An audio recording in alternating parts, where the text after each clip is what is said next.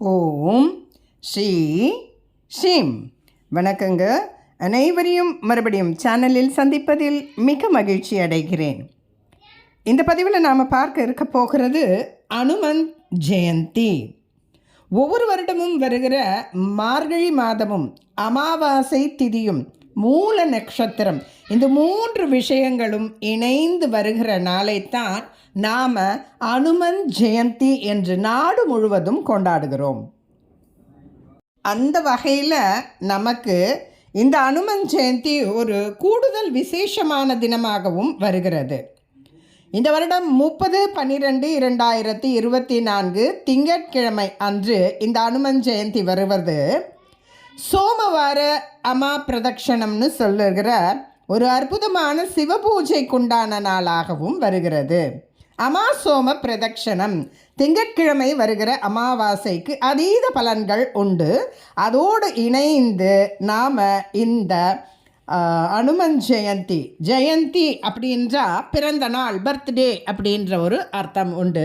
அந்த வகையில் அனுமாரப்பனுடைய பிறந்த நாளாகவும் இது அமைகிறது. அனுமன் ஜெயந்தியும் சோமவார அமாவாசையும் இணைந்து வருகிற ஒரு அற்புத திருநாள் 30/12/2024 திங்கட்கிழமை. சில சமயங்களில் பார்த்தீங்கன்னா உங்களுக்கு மூல நட்சத்திரம் ஒரு பாதி நாள் இருக்கும், அமாவாசை ஒரு பாதி நாள் இருக்கும், முன்னாடி பின்னாடி இருக்கும். அப்படி எந்த விஷயமும் இல்லை.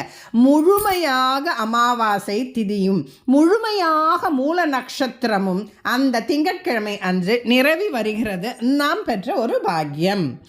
சரி, யார் இந்த ஹனுமான் கொஞ்சம் பார்க்கலாங்க. வாயு பகவானுக்கும் அஞ்சனா தேவிக்கும் பிறந்த ஒரு அதி அற்புத புத்திரன் தான் அனுமான். அஞ்சனா தேவி மிகுந்த சிவபக்தையாக இருக்கிறவ.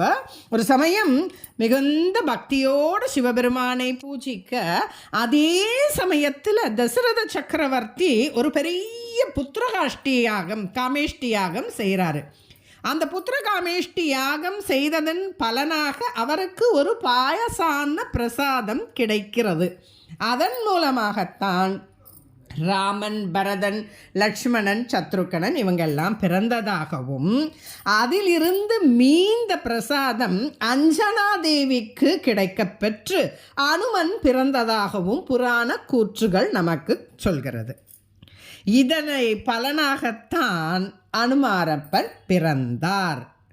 சமஸ்கிருதத்தில் ஹனு அப்படின்னா தாடை, மண் அப்படின்னா பெரியதுன்னு அர்த்தம். அதாவது ஒரு பெரிய தாடையை உடையவன் அப்படின்னு ஒரு அர்த்தமும், ஹன் அப்படின்னா கொன்றவன், மனு என்றால் தற்பெருமை, அதாவது மேலும் தற்பெருமையை கொன்றவன் அப்படின்ற ஒரு விஷயமும், அஞ்சனை தேவியின் புத்திரன் மைந்தனாக பிறந்ததால் அனுமன் என்கின்ற பெயரும் இவருக்கு நிறைய பெயர் காரணங்கள் சொல்லப்படுகிறது. அதில் இது முக்கியமான ஒரு விஷயம்.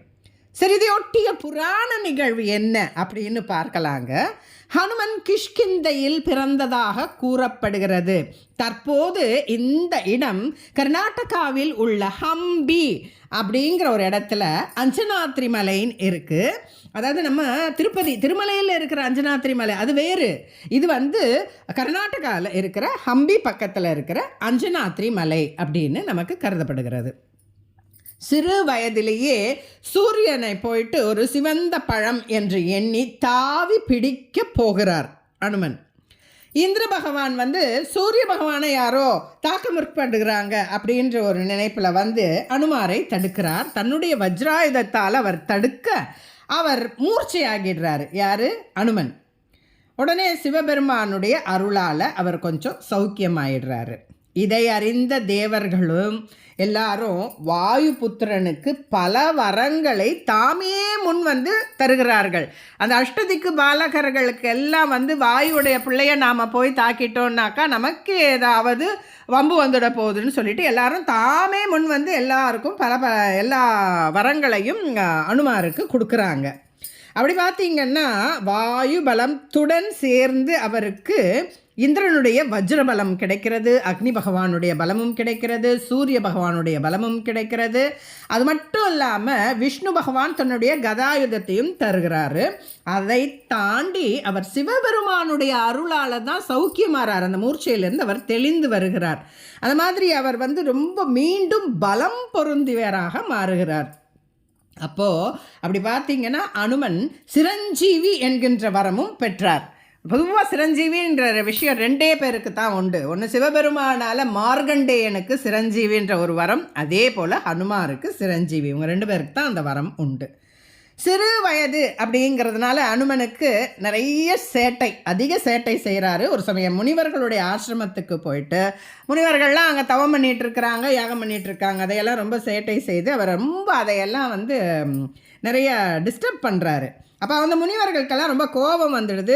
அதனால் அவர் ஒரு சாபம் கொடுக்குறாங்க. அவர் பலம் அவருக்கு தெரியாது அப்படின்ற ஒரு சாபம் வந்துடுது. தன் பலம் தெரியாதவர் ஹனுமார் அப்படின்ற ஒரு விஷயம் அன்னையிலேருந்து இருக்குது. அதை தாண்டி அவருக்கு என்னெல்லாம் வரங்க கிடச்சிது எல்லாமே அவர் மறந்துடுறாரு. அதே மாதிரி ராமாயணத்தில் பார்த்திங்கன்னா சுந்தரகாண்டம்னு ஒன்று வரும். அது ரொம்ப சிறப்பு வாய்ந்தது. அது பலரும் படிப்பதால் நிறைய மங்களங்கள் வீட்டில் நிறையும் அப்படின்ற ஒரு விஷயம் இருக்குது. இதில் ஹனுமாரை பார்த்திங்கன்னா சொல்லின் திறம் ரொம்ப அழகாக சொல்லப்பட்டிருக்கு. அவர் ஒரு விஷயம் நடக்குது. எப்படி பார்த்திங்கன்னா அந்த மகாபாரதத்தில் பார்த்திங்கன்னா சீதையை தேடி போகிறாரு.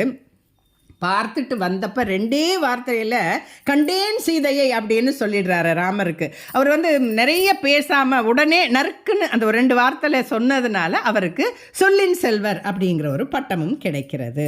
ஹனுமாருடைய இதத்தில் பார்த்தீங்கன்னா எப்போவுமே ராமபிரான் தான் இருக்கிறாரு. ராம நாம ஜபம் எங்கெல்லாம் நடைபெறுகிறதோ அங்கெல்லாம் இன்றையளவு வரைக்கும் ஹனுமாரப்பர் அங்கே உட்காருவதா ஒரு ஐதீகம் உண்டு. தனியாக அதுக்கு ஒரு மணப்பலகை கோலம் போட்டும் வைப்பாங்க. இப்போ வரைக்கும் அது நடக்குது. எல்லாரும் நீங்கள் கேள்விப்பட்டிருக்கலாம், நிறைய பேரும் பார்த்துருக்கலாம். அனுமனை வணங்க பெரிய மந்திரங்கள்லாம் வேண்டாங்க. ராம ராம ராம ராமன்னு சொன்னாலே போதும், அனுமான் அங்கே வந்துடுவார் உங்களுக்கு. அதே மாதிரி பார்த்தீங்கன்னா ஹனுமாருக்கு உருமாறும் தன்மை உண்டு. அதாவது அவர் சீதையை காண அசோகவனத்தில் போனப்போ ஒரு பூனை வடிவமாகவும் அதற்கு பிறகு ஒரு மலை வடிவம் எடுத்ததாகவும் ஒரு கூற்று உண்டு. சூரிய பகவான், சாட்சாத் சூரிய பகவானே இவருடைய குரு. அதனால் மிகுந்த பராக்கிரமசாலி இவர். அதனால் தான் சஞ்சீவி மலையை கொண்டு வந்ததாகவும் சொல்லப்படுகிறது. லக்ஷ்மணன் மூர்ச்சை ஆயிடுறார் இல்லையா ராமாயணத்தில் அந்த போர் நடக்கும்போது, அப்போ அந்த மாதிரி. அப்போது ஒரு சமயம் பார்த்தீங்கன்னா தன்னுடைய இதயத்தை பிளந்து ராமர், சீதை, லக்ஷ்மணர் எப்போதும் உறைவதாகவும் காட்டுறாரு. ராவண வதமெல்லாம் முடிந்து அயோத்திக்கு திரும்பும்போது பார்த்தீங்கன்னா அனைவருக்கும் ராமர் பரிசீலிக்கிறார் அவையில். அந்த அவையில் அனுமாருக்கு ஒரு ரத்ன மாலை கிடைக்கிறது.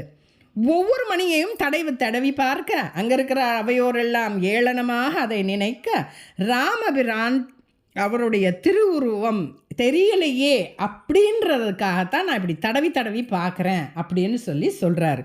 அப்போ எல்லாரும் ஒரு ரொம்ப நகைப்புக்குள்ளாக இந்த விஷயத்தை பார்க்க அப்போ தன்னுடைய இதத்தை பிளந்து ராமபிரான் அதில் காட்சி தராரு. இது ஒரு நெகிழ்ச்சியான சம்பவம் அந்த அவையில் நடக்கிறது. அது மட்டும் இல்லை, அனுமன் சிரஞ்சீவியாக இருக்கிறதுனால காட்டில் ஒரு சமயம் பீமன் வராரு. அப்போ அவருடைய வாளை நகர்த்த முடியாது அனுமனை வணங்கி சென்றதாகவும் ஒரு கூற்று ஒன்று உண்டு. மேலும் மகாபாரதத்தில் அர்ஜுனனுக்கு சாரதி சாட்சாத் கிருஷ்ண பகவான், கணபரமாத்மா. அந்த தேருக்கு ஒரு கொடி இருக்குது, அது அனுமனுடைய கொடி. அதில் அனுமன் பொறிக்கப்பட்டிருக்கும், அவருடைய இது பொறிக்கப்பட்டிருக்கும். அப்போ அனுமன் அந்த கொடியில் அமர்ந்ததுனால தான் அந்த தேருக்கு அத்தனை ஒரு வேகமும் ஒரு விவேகமாகவும் இருந்ததுன்னு சொல்லப்படுகிறது. அது மட்டும் இல்லாமல் கண்ணபரமாத்மா அர்ஜுனனுக்காக கீதோபதேசம் செய்கிறாரு. அந்த சமயத்தில் இந்த கொடியில் இருந்த ஹனுமரும் இதை கேட்டார் அப்படின்ற ஒரு ஐதீகமும் உண்டு. ஹனுமன் பார்த்திங்கன்னா பல பல பல பெயரால் இருக்குங்க. பால ஹனுமான், பக்த ஹனுமான், யோக ஹனுமான், வீர ஹனுமான், சிரஞ்சீவி ஹனுமான், சஞ்சீவி ஹனுமான், பஞ்சமுக ஹனுமான், இந்த மாதிரி நிறைய பெயர்களால் அவர் வணங்கப்படுகிறார். சரி, நாம் எப்படி வணங்கலாம், என்னெல்லாம் செய்யலாம் அப்படின்னு பார்த்தீங்கன்னா, வருடத்துக்கு ஒரு முறை வருகிற அனுமன் ஜெயந்தி அன்று வணங்க மிகுந்த சிறப்பான பலன்களை அடையலாம். ஏம்மா அப்போ வருஷத்துக்கு ஒரு தடவை தான் போய் வணங்கணுமா? அப்படிலாம் இல்லைங்க. சனி, புதன், செவ்வாய், வியாழக்கிழமைகளில் இவரை போய் வணங்கலாம். எப்படி வணங்கலாம், என்னெல்லாம் செய்யலாம்? வெண்ணெய் காப்பு, சந்தனக்காப்பு, சிந்தூர காப்பு இப்படியெல்லாம் செய்து வணங்கலாம். துளசி மாலை, வெற்றிலை மாலை, வடை மாலை, ஜாங்கிரி மாலை, ராம நாம எழுத்துக்கள் தாங்கிய அந்த பேப்பர் மாலை அதை கூட போடலாம். என்ன படைக்கலாம்? தயிர் சாதம் ரொம்ப சிறப்பு.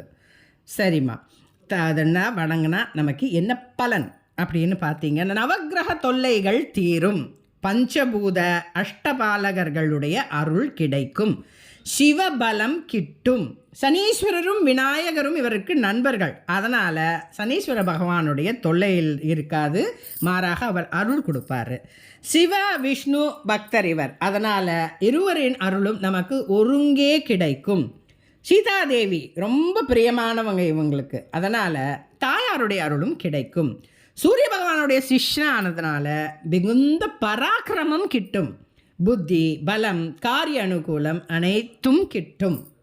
இந்த மாதிரி அந்த நவகிரகம், பஞ்சபூதம் இதெல்லாம் அஷ்டதிக்கு பாலகர் கொடுத்த வரங்களனால அந்த அருளும் நமக்கு நிறைய கிடைக்கும்னு சொல்கிறாங்க. ராம ராம ராம என்கின்ற தாரக மந்திரம் சொல்லி அஞ்சனை புத்திரனை ஆராதித்து அனைத்து வளங்களும் நலங்களும் பெற வேண்டி இந்த அளவில் இந்த சிற்றுரையை நிறைவு செய்து கொள்கிறேன். இந்த பதிவுகள்லாம் உங்களுக்கு பிடித்திருந்தால் கட்டாயம் லைக் செய்யவும், ஷேர் செய்யவும், சப்ஸ்கிரைப் செய்யவும் மறந்து விடாதீர்கள். கண்டிப்பாக சப்போர்ட் செய்யவும். நன்றி, வணக்கம். மற்றொரு பதிவில் உங்களை சந்திக்கிறேன். ராம் ராம், ஜெய் ஸ்ரீராம்.